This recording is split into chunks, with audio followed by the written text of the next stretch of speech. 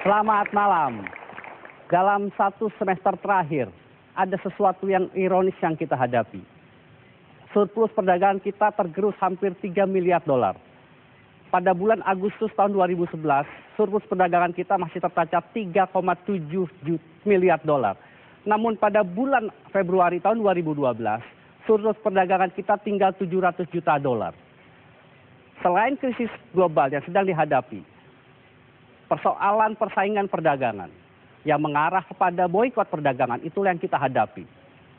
Kita bisa melihat bagaimana produk-produk kita seperti CPO, seperti rokok, mendapat hambatan untuk masuk pasar Amerika.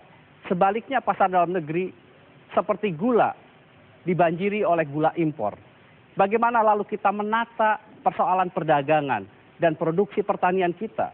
Karena 57% dari warga bangsa ini hidup dari sektor pertanian. Bersama saya, Surya Pratomo, inilah Economic Challenges.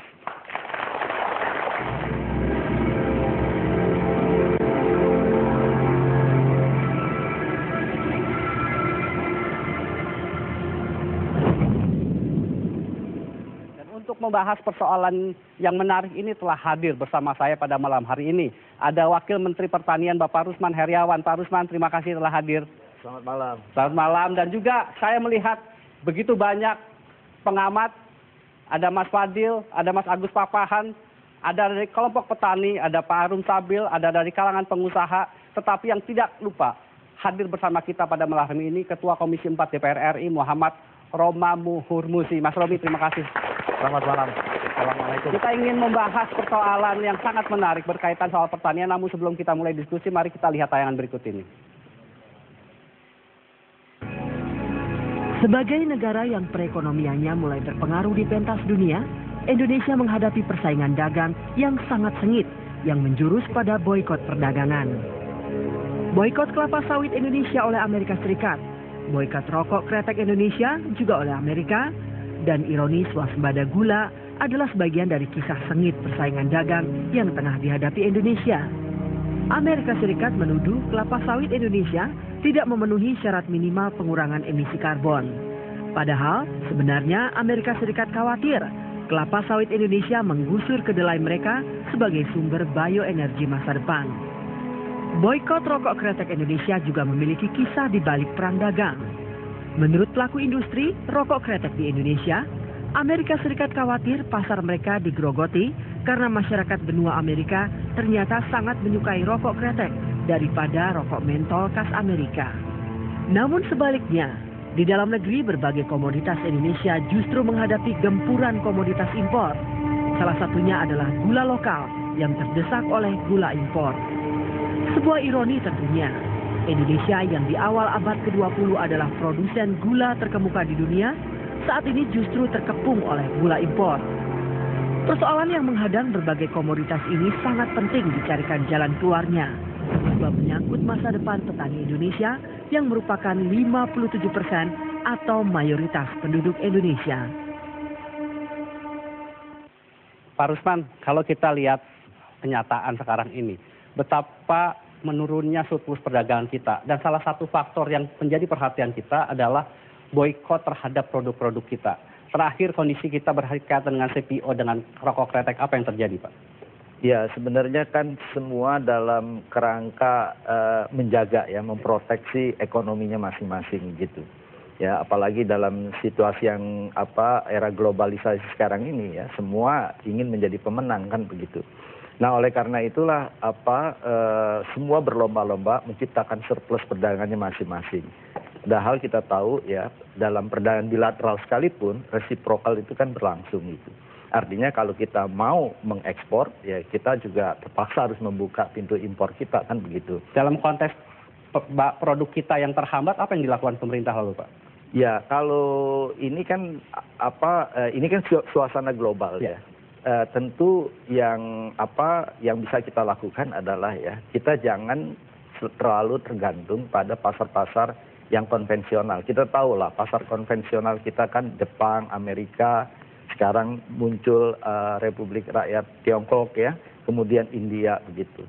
ya kita harus juga melihat kan belahan dunia yang lain kan, Timur Tengah, Afrika dan sebagainya begitu. Pak Rusman, ini sudah kita, diperingatkan. Baik, kalau Pak Rusman, kalau kita lihat betapa sulitnya produk kita untuk berkembang dan masuk ke pasar internasional, tetapi tampaknya kita begitu mudah untuk dimasuki produk dari luar. Salah satunya contohnya gula. Bagaimana kemudian menjaga keseimbangan seperti yang disampaikan oleh Pak Rusman tadi? Gini, jadi kalau ada kebutuhan kebutuhan impor itu ya, konsumen itu kan nggak bisa juga ditahan-tahan kan, dia perlu gula, apalagi kan ekonomi kita kan booming juga, golongan menengah itu meningkat ya. Tentu golongan menengah meningkat ini dia punya pilihan-pilihan kan begitu ya.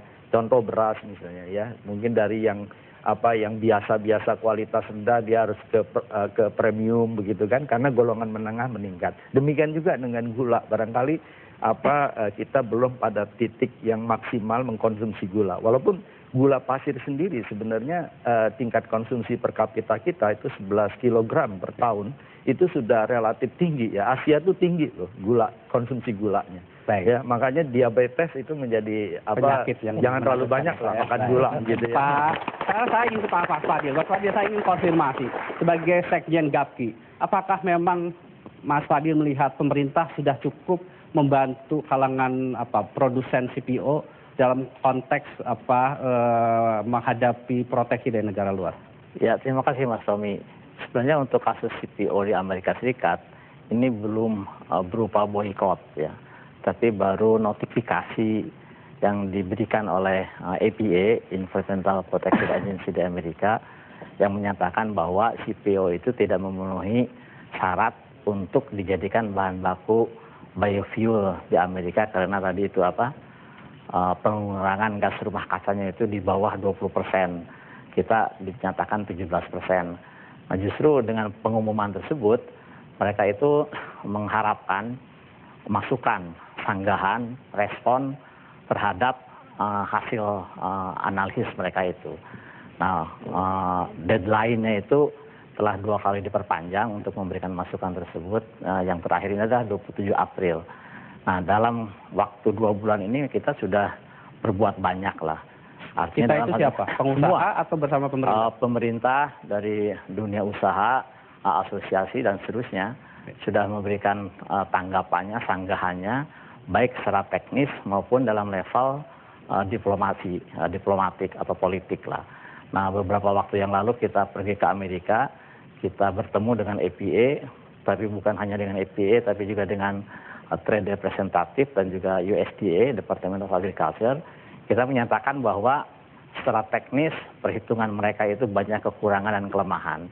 Dan oleh karena itu kita memberikan data-data, memberikan informasi-informasi, karena memang mereka tidak mengetahui secara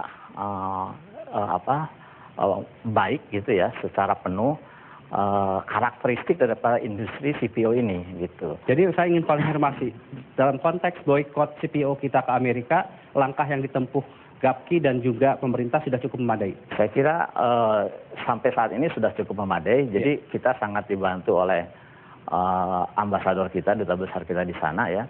Dan mereka juga saya kira memiliki satu semangat yang sama dengan dunia usaha dan pemerintah, bahwa kalau misalnya ini kita biarkan, itu akan menjadi presiden. Walaupun sebenarnya pasar Amerika dalam konteks ekspor CPO kita ke sana kecil, ya? Itu relatif kecil. Baik.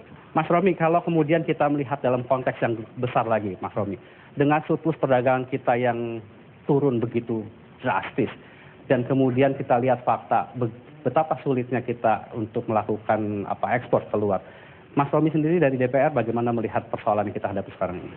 Saya kira kita masih optimis ya melihat performa beberapa komoditas utama nasional. Kalau kita lihat misalnya minyak sawit kita masih nomor 1 di dunia, karet kita masih nomor 2, kemudian kakao kita masih nomor 3. Dan beras meskipun kita pada tahun lalu impor cukup besar, tapi sesungguhnya kita juga produsen nomor 3 di dunia. Jadi sebenarnya dari sisi penetrasi kita ke pasar internasional sudah cukup bagus. Saya melihat bahwa menurunnya surplus perdagangan pada bulan-bulan terakhir ini lebih karena pasar-pasar tradisional kita itu mengalami penurunan permintaan. Karena memang faktor penurunan ekonomi global, terutama yang dipicu dari krisis utang di Eropa, itu belum tuntas sampai hari ini. Dan kita lihat juga Amerika Serikat dengan berbagai persoalan yang merupakan defisit yang sudah secara berkelanjutan terus berjalan, itu juga berupaya terus untuk menekan, terutama menghadapi pemilu presiden yang memang itu menjadi isu domestik. Jadi saya melihat bahwa ke depan sesungguhnya yang dibutuhkan Indonesia adalah bagaimana menggeser dari eksportir bahan mentah menjadi bahan jadi atau setengah jadi. Baik. Karena disitulah nilai tambah itu lebih besar untuk kesejahteraan masyarakat kita. Kalau tidak ada masalah dengan CPO, nanti coba kita bahas bagaimana persoalan dengan gula. Jangan kemana-mana, Economic Challenge akan segera kembali saat lagi.